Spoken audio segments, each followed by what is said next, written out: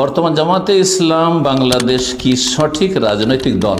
দেখেন, জামাতে ইসলাম হোক আর আওয়ামী লীগ হোক আর বিএনপি হোক আর কি নাম এনসিপি না কি বলছে, ওই ছাত্র দল হোক, এগুলো সব গণতান্ত্রিক দল। ইসলাম যদি আপনি বিশ্বাস করেন, ইসলামের আকিদা, ইসলামের মতাদর্শ আর ইসলাম যদি বুঝেন, তাহলে গণতন্ত্র ইসলাম সমর্থন করে না। গণতন্ত্র ইসলাম সমর্থন করেন না। তার সামান্য কিছু ভালো দিক রয়েছে, প্রায় সবগুলি দিক ইসলামের সাথে সাংঘর্ষিক। সামান্য কিছু ভালো দিক রয়েছে, যেমন মদেরও সামান্য ভালো ভালো কিছুর কথা আল্লাহ বলেছেন, কিন্তু সব দিকে নোংরামি আর খাবাসাত। কথা বুঝতে পেরেছেন না?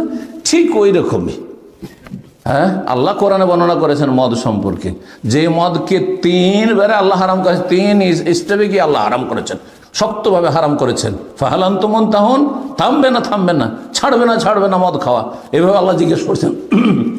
তো আপনি মদের চাইতে নিকৃষ্ট হচ্ছে কুফরি। আপনি এই কুফরি তন্ত্র কি করে বিশ্বাস করেন? জান্নাতি জাহান্নামী যেখানে সমান, আল্লাহর ওলি শয়তানের ওলি সমান, একটা আমি আর একজন একেবারে পাপিষ্ট, হ্যাঁ পাপিষ্ট, পাপে ডুবে আছে, সে সমান। আপনি কি করে এটা সমর্থন করতে পারেন? আপনি বলুন তো দেখি। লা ইয়াস্তাবি আসহাবুন নার ওয়া আসহাবুল জান্নাহ, এছাড়া বহু দিক রয়েছে, তো সেগুলি বলার এখানে সময় নেই। সুতরাং বলছি যে রাজনৈতিক গণতন্ত্রের কোনো এই গণতন্ত্রের রাজনীতি না করাও একটি রাজনীতি। এই কথাটি বড় ওলামাদের কাছ থেকে শোনা। আমি যে এই ইসলাম বিরোধী রাজনীতি বর্জন করি, এটা হচ্ছে আমার রাষ্ট্র পরিচালনার নীতি। রাজনীতি মানে কি? দেশ পরিচালনার নীতি।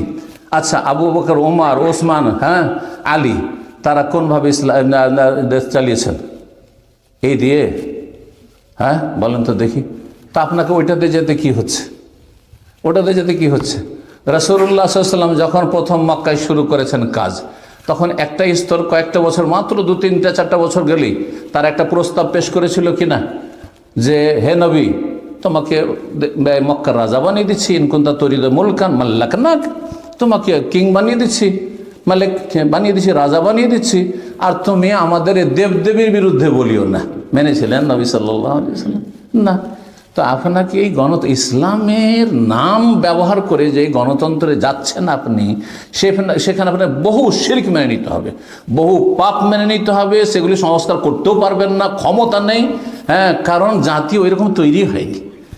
আর সেটা মেনে নিয়ে আপনি জগা খিচড়ির নাম ব্যবহার করছেন ইসলামের, কিন্তু ইসলাম কখনো কায়েম করবেন না।